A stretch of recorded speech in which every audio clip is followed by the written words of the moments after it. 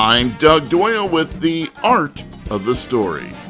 An energetic and emotional David Sanborn Tribute Concert and fundraiser last night at Sony Hall in New York City.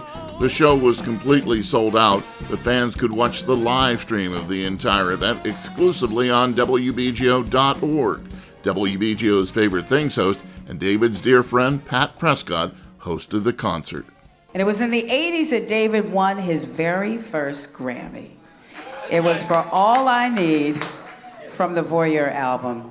And David ended up, during that period, being the opening act for Al Jarreau, and that got a lot of eyeballs and ears on his music and really helped to catapult him to success as a solo artist. And then in 1986, David Sanborn went into the studio with Bob James and one Marcus Miller. And they made a record that some say changed the course of contemporary jazz. And Marcus said, we're going to hear some of that music as we continue. But Marcus right now is going to tell you a little bit about the 70s and the 80s and what it was like. Well, I wasn't around. I just saw it on YouTube. But I did some studying and some research. And in the late 70s, David did an album that really kind of set him on his path as a solo artist. And a lot of these guys were on that recording. First of all, I just want to welcome Neil Jason on the bass.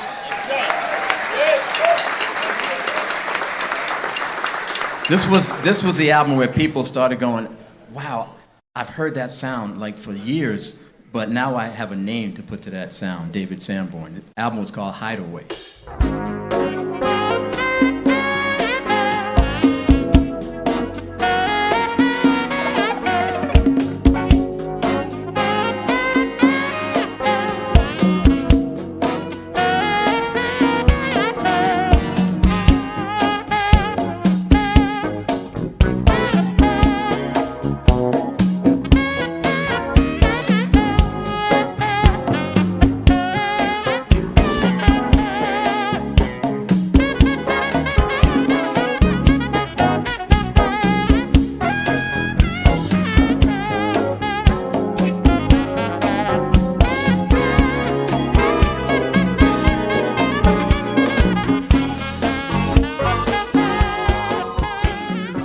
What a night of spectacular music that included performances from Marcus Miller, Bob James, Paul Schaefer, Will Lee, Kurt Elling, Randy Brecker, Dave Koz, and Alice Sawyer Sanborn.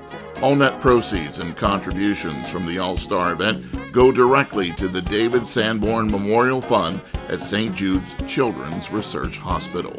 I'm Doug Doyle, WBGO News.